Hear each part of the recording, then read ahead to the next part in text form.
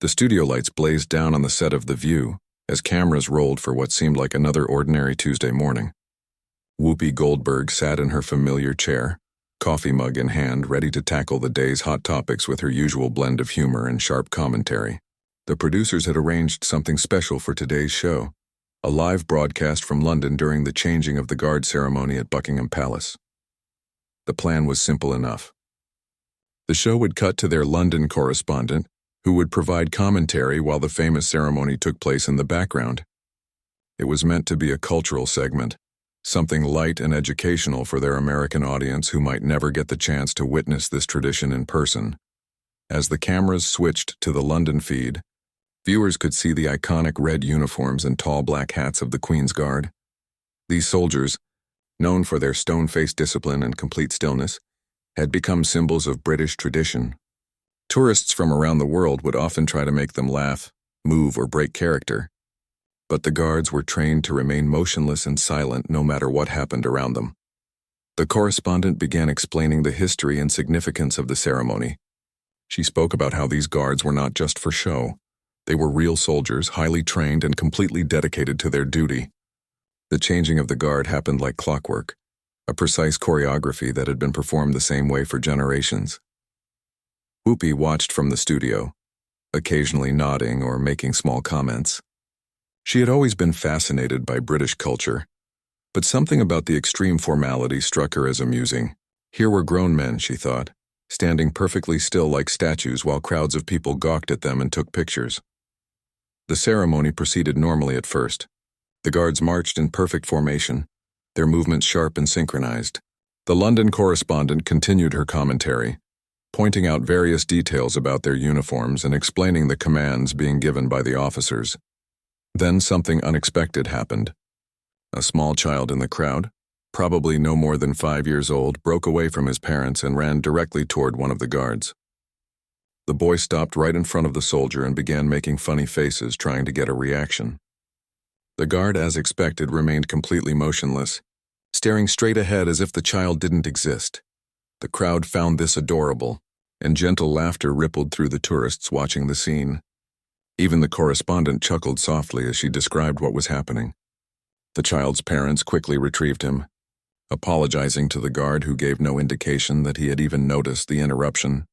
But Whoopi, watching from thousands of miles away in New York, found the entire situation hilarious. The idea that a grown man would stand there like a robot while a tiny child made faces at him struck her as completely ridiculous. She began to chuckle quietly at first, but as she thought more about it, her laughter grew louder. The other hosts on the panel looked at her with confusion. They could see the humor in the situation, but Whoopi seemed to find it far more amusing than anyone else. Her laughter continued to build, and soon she was practically doubled over in her chair. The director, realizing that Whoopi's reaction was becoming the story, made a quick decision to split the screen. Now viewers could see both the ceremony in London and Whoopi's uncontrolled laughter in the studio. This only made her laugh harder, as she realized how absurd the whole situation had become. The correspondent in London, hearing Whoopi's laughter through her earpiece, tried to maintain her professional composure while continuing her commentary, but even she began to smile as Whoopi's infectious laughter filled the audio feed. What Whoopi didn't realize was that her microphone was still live, and her commentary about the guard was being broadcast not just to American viewers, but also to the crowd gathered at Buckingham Palace through various media feeds and tourist devices.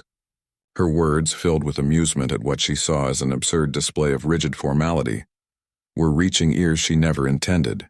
Whoopi's laughter echoed through the studio as she wiped tears from her eyes. She couldn't help herself. The whole scene just seemed so perfectly British and formal that it struck her as comedy gold.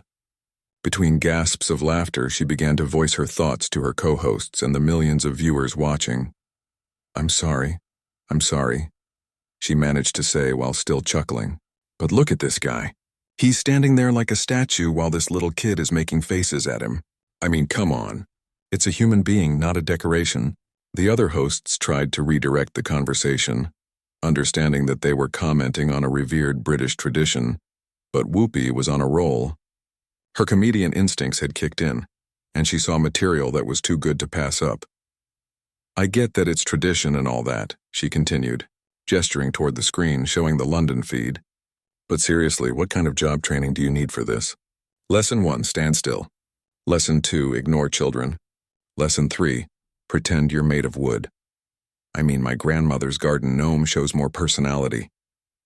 The studio audience began to laugh along with her. Whoopi had a gift for finding humor in unexpected places, and her infectious energy was drawing everyone in. Even the camera operators were trying to suppress their own chuckles. Meanwhile, in London, the ceremony continued with its usual precision. The guards remained focused on their duties, but something had changed in the atmosphere. The crowd of tourists, many of whom were now hearing Whoopi's commentary through various live streams and social media feeds, began to look at the guards differently. What had been respectful admiration was slowly shifting toward barely contained amusement. People started whispering to each other, pointing at the guards, and some even began to giggle. The solemn dignity of the ceremony was being undermined by the growing awareness that thousands of people across the ocean were laughing at what they were witnessing. The guard who had encountered the small child, young man named James Mitchell, who had served with distinction for 3 years, could sense the change even though he couldn't see it. He had been trained to ignore distractions, but the subtle shift in the crowd's energy was impossible to miss completely. Back in the studio, Whoopi was warming up to her theme. And another thing, she said, pointing at the screen, those hats, those fuzzy black hats must weigh a ton. How do they see where they're going? How do they not topple over in a strong wind? It's like they're wearing a small bear on their heads. Her co-hosts were beginning to look uncomfortable. They could see that while the audience was enjoying Whoopi's commentary, this was touching on cultural sensitivity issues. The British Guards weren't just performers, they were soldiers with a proud tradition dating back centuries. Whoopi, one of her co-hosts, tried to interject gently. Maybe we should remember that this is an important ceremony for the British people. But Whoopi was in full flow now. Oh, I know it's important, she said, waving her hand dismissively. I'm not saying it's not important. I'm just saying it's hilariously serious. Look at their faces, they look like they're constipated. Someone should tell them it's okay to blink every now and then. The London correspondent, still on location, was struggling to maintain her professional demeanor, while Whoopi's running commentary played in her earpiece. She tried to continue explaining the historical significance of the ceremony, but it was becoming increasingly difficult to treat the subject with the reverence it typically received. What neither Whoopi nor anyone else in the studio realized was that her words were having a ripple effect far beyond their intended audience. Social media was already picking up clips of her commentary, and they were spreading rapidly across platforms. British viewers were beginning to tune in specifically to hear what the American comedian was saying about their cherished tradition.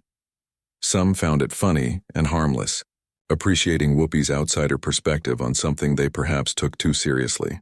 Others, however, were beginning to feel offended by what they saw as mockery of something sacred to British culture.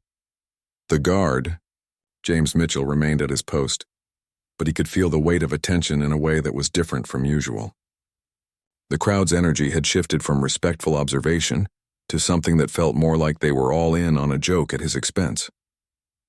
The situation escalated when a group of American tourists in the London crowd, who were watching Whoopi's live commentary on their phones, began to laugh openly at the guards.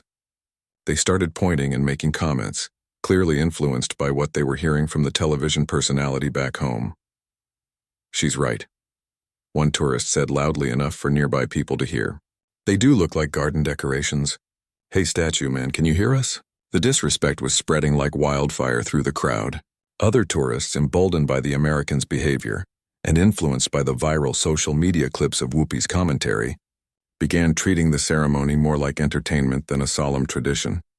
James Mitchell, the young guard who had maintained his composure through 3 years of service, felt his jaw tighten slightly. He had endured countless attempts by tourists to break his concentration, but this felt different.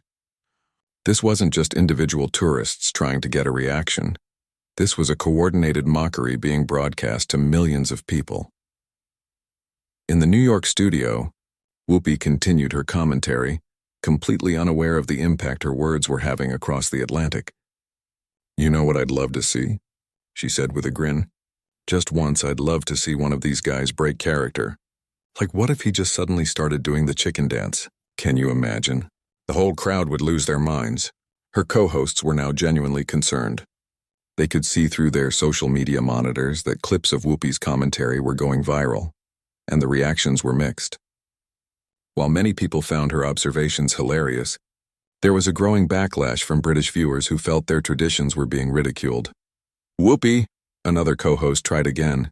"Maybe we should focus on the historical significance." "Oh, come on," Whoopi interrupted, still riding the wave of her own amusement. "History is important, but so is having a sense of humor about ourselves. These guys take themselves so seriously that they can't even crack a smile when a cute little kid is making faces at them. It's like they've forgotten how to be human." The London correspondent, meanwhile, was receiving urgent messages in her earpiece from the show's producers. They were asking her to wrap up the segment quickly before the situation got any more out of hand. The British authorities were reportedly not pleased with how the ceremony was being portrayed, but Whoopi wasn't done yet. She had found her rhythm, and the studio audience was eating it up. "And don't even get me started on those swords," she continued. "Are those things even real? What are they going to do if there's an actual emergency? Poke someone to death? They'd probably have to ask permission from the Queen before they could draw them." Back in London, the mockery in the crowd was becoming impossible to ignore. Guards were trained to withstand all sorts of distractions, but this was testing the limits of their training. The ceremony that was supposed to represent British dignity and tradition was turning into a spectacle for all the wrong reasons. James Mitchell could hear fragments of conversation around him. People were quoting Whoopi's jokes, laughing at his expense, and treating him and his fellow guards like objects rather than human beings. The weight of his responsibilities, the pride he took in his service, and the respect he held for the tradition he was part of, all of it was being undermined by someone thousands of miles away who saw their duty as nothing more than a comedy routine. Other guards in the formation were experiencing similar feelings, though their training kept them perfectly still and silent. They had signed up to serve their country with honor, not to be the butt of jokes on international television. The situation reached a tipping point when someone in the crowd, inspired by Whoopi's commentary, threw a paper airplane at one of the guards. It bounced harmlessly off his red uniform, but the gesture represented a complete breakdown of the respect that the ceremony was supposed to command. James Mitchell felt something inside him snap. Not his training, not his discipline, but his patience with being treated as less than human. He had listened to every word of Whoopi's commentary through the ambient noise of the crowd's reactions, and he had reached his limit. Something extraordinary happened next. James Mitchell, while maintaining his perfect military posture and keeping his eyes fixed straight ahead, did something that no guard had ever done during a live international broadcast. He spoke. His voice was clear, measured, and carried the unmistakable authority of someone who had earned the right to wear that uniform. But more than that, it carried a dignity that cut through all the noise and laughter like a knife through silk. "Ma'am," he said, his words somehow carrying across the courtyard with perfect clarity. "With respect, we are not garden decorations." The effect was immediate and stunning. The crowd fell silent as if someone had thrown a switch. The tourists who had been laughing and making jokes suddenly found themselves face to face with the reality that the statue they had been mocking was actually a human being with feelings, thoughts, and something important to say. In the New York studio, Whoopi's laughter died in her throat. The unexpected voice coming through the London feed caught everyone off guard. The entire panel fell silent, unsure of what was happening. James Mitchell continued, his voice steady and professional, but with an undercurrent of emotion that was impossible to miss. "We are soldiers who have served our country in Afghanistan, in Iraq, and in places whose names you'll never hear on the news. We stand here not as entertainment, but as guardians of something bigger than ourselves." The London correspondent, completely caught off guard by this unprecedented breach of protocol, held her microphone toward the guard, instinctively understanding that something historic was happening. "The child who made faces at me earlier," James continued, still staring straight ahead, still maintaining his military bearing, "reminded me why we do this. We stand here so that children can laugh and play in safety. We stand here so that people can visit our country and feel secure. We stand here because someone has to." Whoopi's face had completely changed. The amusement was gone, replaced by something that looked like dawning realization. She opened her mouth as if to speak, but no words came out. You want to know about our training? James asked, his voice carrying clearly through the microphone and across the world. We're trained to ignore discomfort, to ignore mockery, to ignore people who see us as objects rather than human beings. But we're also trained to serve with honor, and sometimes honor requires speaking the truth. The crowd in London was now completely silent. Many people were looking down at their phones, suddenly ashamed of their behavior. The American tourists who had been the loudest in their mockery were nowhere to be seen, having quietly melted back into the crowd. These hats you find so amusing, James continued, are worn by men and women who have earned the right to wear them. This uniform represents service, sacrifice, and a commitment to something greater than personal comfort or convenience. In the studio, the other hosts were frozen, unsure whether to cut the feed or let this unprecedented moment continue. The show's producers were having urgent conversations in the control room, but they too seemed paralyzed by the power of what was happening. I've stood guard in the desert heat of Afghanistan, where my friends died protecting people they'd never met, James said, his voice never wavering from its measured tone. I've stood watch in the bitter cold of winter nights thinking about families sleeping safely, because people like us stay awake. And now I stand here, protecting a tradition that represents the best of what we can be. Whoopi finally found her voice, but it was small and uncertain. I didn't mean to. Ma'am, James interrupted gently but firmly. Intent matters less than impact. You've turned something sacred into a punchline for millions of people. You've reduced human beings to objects of amusement. You've taken service and sacrifice and made them seem foolish. The weight of his words was settling over everyone. The crowd in London, the television audience, and especially Whoopi herself. She was beginning to understand that her casual commentary had real consequences for real people. The silence that followed James Mitchell's words was profound and uncomfortable. In the London crowd, people began to shift nervously, many looking at their feet or putting away their phones. The atmosphere had completely transformed from one of casual entertainment to something much more serious and reflective. Whoopi sat in her chair, visibly shaken. Her usual quick wit and ready response had completely abandoned her. For perhaps the first time in her long career, she was truly speechless. The weight of what the guard had said was sinking in, and she was beginning to understand the full scope of her mistake. You asked what would happen if we broke character, James continued, his voice carrying the same steady authority. This is what happens. We remember that we're human beings with feelings, with families, with friends who didn't come home from places where we were sent to serve. We remember that dignity isn't something you perform, it's something you earn. The London correspondent, still holding her microphone toward the guard, was crying. She had covered many stories in her career, but she had never witnessed anything quite like this moment of raw, honest communication that was cutting through years of assumptions and stereotypes. We don't stand here because we're robots or decorations, James said. We stand here because someone has to maintain standards in a world that seems increasingly willing to mock everything. Someone has to show that service matters, that duty matters, that some things are worth taking seriously. In the New York studio, the camera captured Whoopi's face as the full impact of the situation became clear to her. This wasn't just about her making jokes on television anymore. This was about real people whose service and sacrifice she had trivialized for the entertainment of others. Every day, we put on this uniform knowing that people will stare at us, try to distract us, and yes, sometimes mock us, James continued. We accept that as part of our duty. But having our service ridiculed on international television, having our commitment to our country turned into a comedy routine that crosses a line that shouldn't be crossed.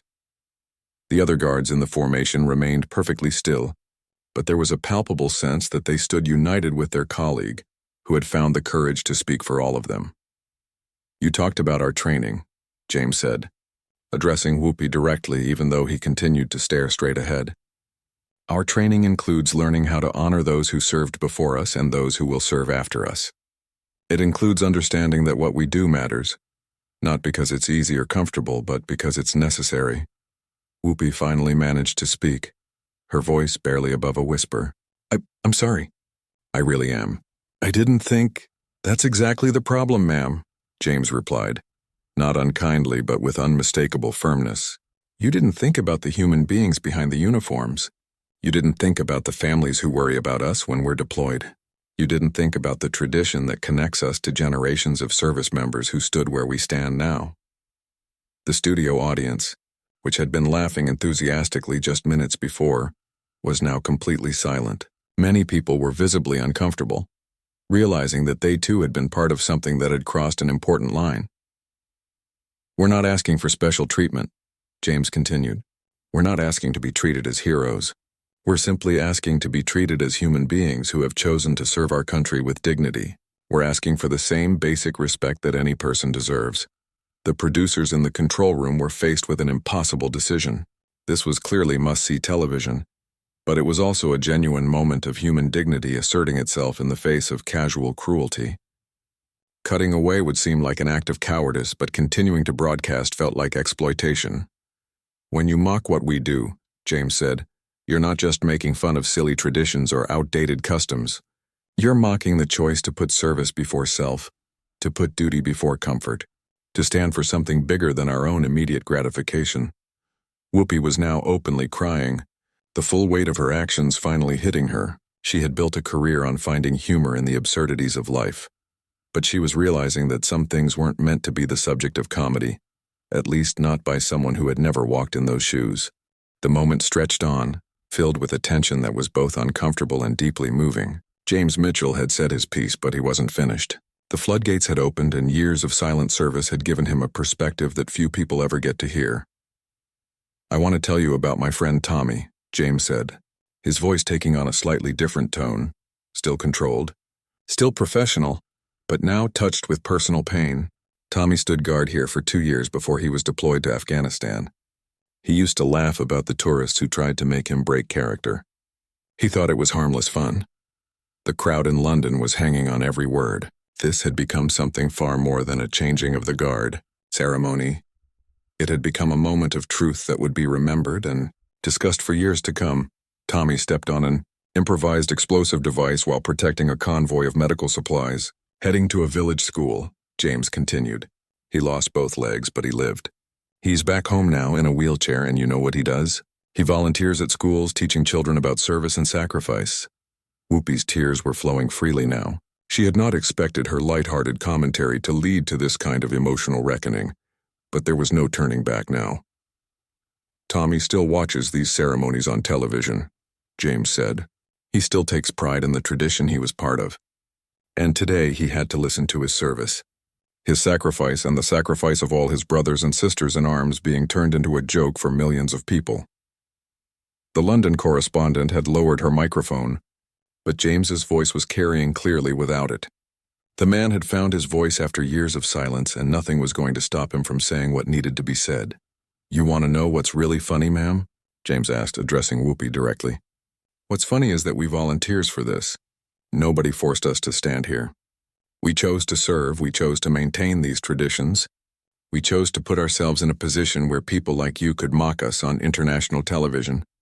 In the studio, Whoopi's co-hosts were struggling with how to respond. They knew they needed to address what was happening, but they also understood that this was James Mitchell's moment to speak, and interrupting him would be both disrespectful and counterproductive.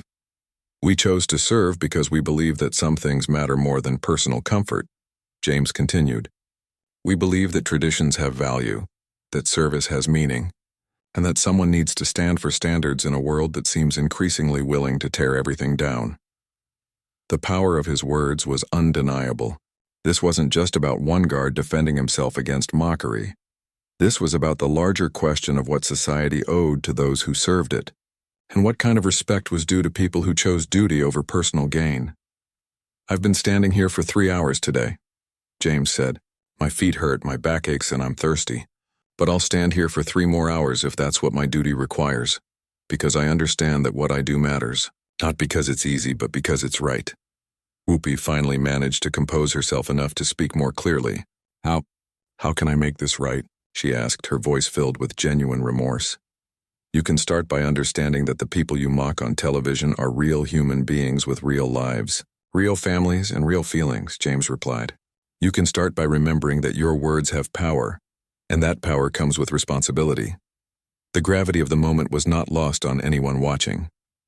This had become a masterclass in dignity, in standing up for oneself without losing composure, and in speaking truth to power in a way that was both respectful and devastatingly effective. "We don't expect everyone to understand what we do or why we do it," James said. "But we do expect to be treated with the same basic human dignity that every person deserves. We expect our service to be acknowledged, even if it's not appreciated." The silence that followed was filled with the weight of truth that had been spoken with courage and conviction. The aftermath of James Mitchell's unprecedented speech was immediate and far-reaching. Within hours, video clips of the exchange were circulating around the world, not as comedy fodder, but as a powerful example of dignity in the face of mockery. Whoopi, still visibly shaken, made the decision that would define how this moment would be remembered. Instead of trying to defend her actions or deflect responsibility, she did something that surprised everyone, including herself. "I need to apologize," she said, looking directly into the camera, "not just to that brave young man in London, but to every service member who heard my words today. I was wrong. I was thoughtless. I turned real people into punchlines, and that's not who I want to be." Her apology was genuine and heartfelt, without the usual qualifications or excuses that often accompany public apologies. She took full responsibility for her words and their impact. "I spent my career fighting for respect and dignity for people who were marginalized or misunderstood," she continued. "Today, I became the person who marginalized and misunderstood others. That guard in London reminded me that respect isn't something we give only to people we agree with or understand, it's something we owe to every human being." The response to James Mitchell's speech was overwhelming. Veterans organizations around the world issued statements of support. Active duty service members shared their own experiences of being treated as objects rather than people. The conversation had shifted from mockery to meaningful dialogue about service, sacrifice, and respect. James himself became an unlikely hero, though he never sought that role. When interviewed later, he remained humble and focused on the larger message rather than his personal moment of fame. "I didn't speak for myself," he explained.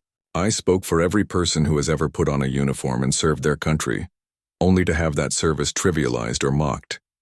I spoke for the ones who can't speak for themselves anymore." The incident led to lasting changes.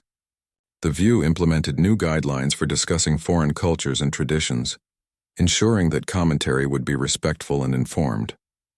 Other television shows followed suit, recognizing that their words had power and impact beyond entertainment.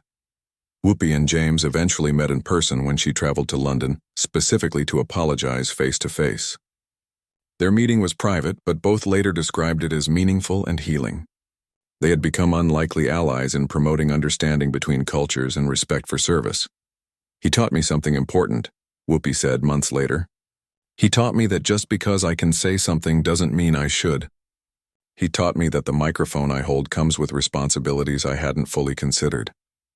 James returned to his regular duties, but his brief moment of speaking out had changed him too. He became an advocate for service members, speaking at schools and community events about the real meaning of duty and honor. "People think that being a guard means being silent," he would tell audiences, "but sometimes the most important thing you can do is find your voice and use it to stand up for what's right." The ceremony at Buckingham Palace continued as it always had, but something had changed. Tourists now approached the guards with more respect, understanding that behind the uniforms were real people with real stories. The mockery that had once been common became rare, replaced by genuine appreciation for the dedication required to maintain such traditions.